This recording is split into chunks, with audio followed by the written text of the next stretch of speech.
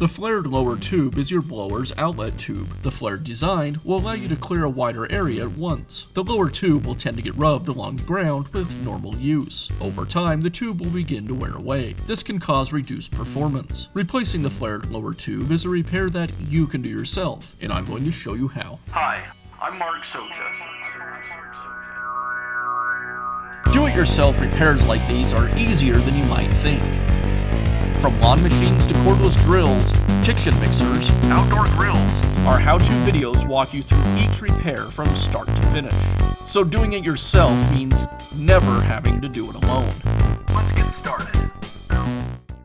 I'll begin by removing the old flared lower tube from the upper tube. I'll rotate it counterclockwise to unlock it. Now I can pull the lower tube away from the upper tube.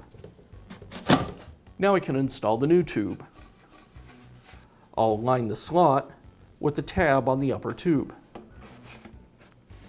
Push it into place as far up as it'll go, and then rotate it clockwise to lock it.